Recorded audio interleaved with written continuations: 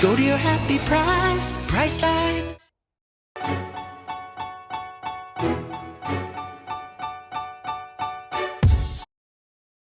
In today's health alert, the World Health Organization confirming that a person in Mexico has died from a strain of bird flu never before identified in humans. Bird flu concerns have been in the headlines in Michigan in this particular case. The 59-year-old man reportedly had underlying health conditions. Joining us with more is our chief health editor, Dr. Plandemic. Thank you for being with us again. And can you tell us about this case and how he may have gotten infected? Yeah, this spooks a lot of people, right, Simon? The bird flu strain in this case is H5N2. It's the first laboratory-confirmed human case of the subtype. Now, the patient was hospitalized at the National Institute of Respiratory Diseases in Mexico City on April 24th, and his symptoms included fever, diarrhea, nausea, shortness of breath. Now, sadly, he died the same day from complications related to the bird flu.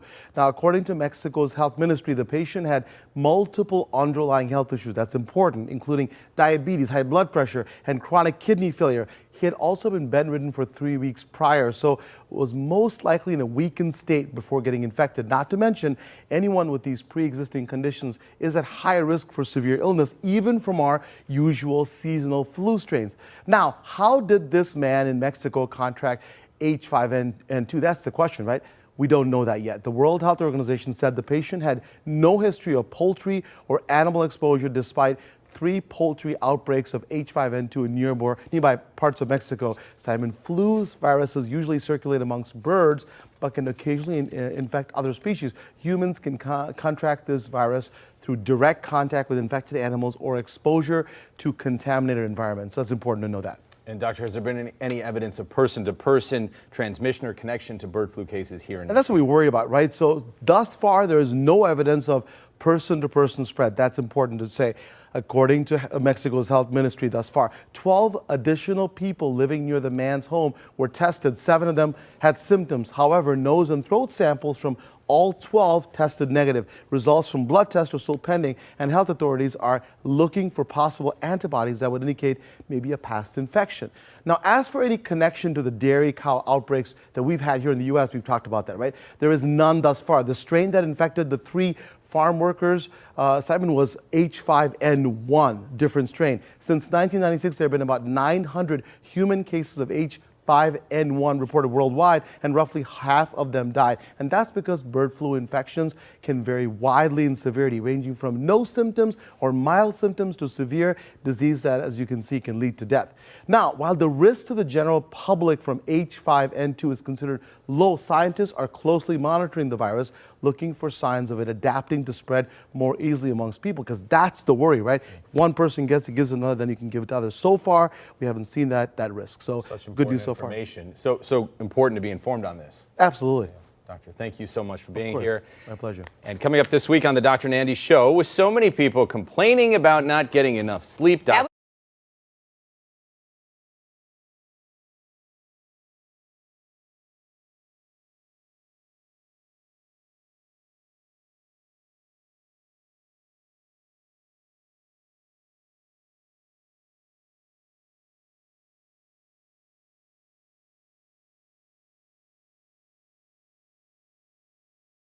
Hey there, I know you're in the middle of something, but I was wondering if we could just take a few seconds and read some scripture. And good evening. We are following a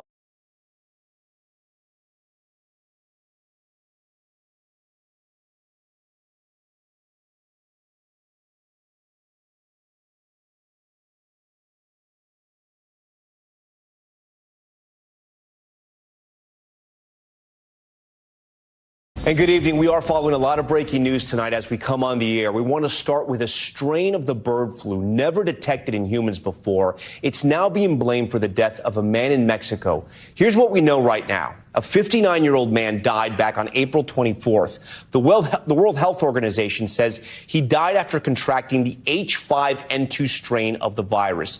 But they aren't exactly sure because he had no previous exposure to poultry or to other animals. They're not sure how he got it. His death came a week after developing a fever, shortness of breath, diarrhea, and nausea. The organization adding he did suffer from underlying health issues. The announcement comes as an outbreak of a different and more common strain of the bird flu was detected in a number of dairy cows in the U.S. There have also been at least 3 human cases tied to the H5N1 strain right here in the U.S., all connected to farm workers.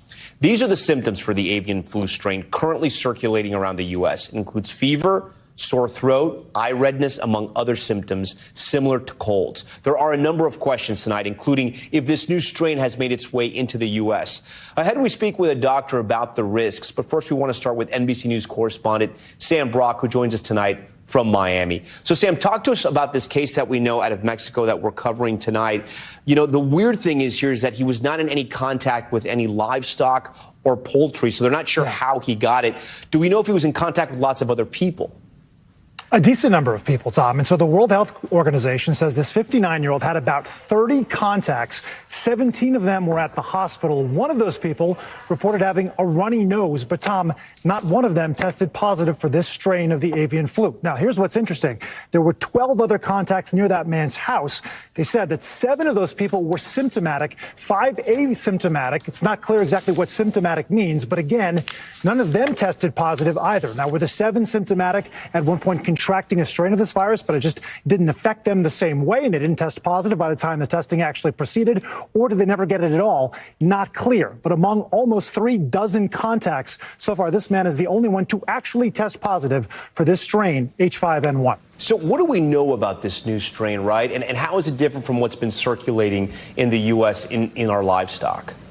Sure, and I should say, sorry, H5N2 is the version in Mexico. Right. H5N1 is the version in the United States. As for H5N1, it had been running rampant, as you said, through cattle. It had led to positive cases of 3 people, at least, in the United States have contracted it. None of them died, but it was also obviously poultry before it was cattle in the U.S. When it comes to Mexico, so far, the only cases have been in poultry. And again, as you mentioned, Tom, this had not been detected in a single human anywhere in the world until now. It's the only case, and he has died. But there is a backstory to this. That 59-year-old man, according to his relatives, Tom, was bedridden for some 3 weeks with other conditions, right, unrelated to the acute symptoms he experienced from H5N2, but then also had underlying medical conditions and then reports these symptoms. So is this a function of his medical health, or is it a function of the strain itself? That's what scientists right now are trying to determine. And the weird thing is, if he's been bedridden for all those weeks, how did this guy get it? I'm sure we'll learn more in the weeks ahead. We hope to learn more. Sam, we thank you for handling that breaking news. For more information on the potential risks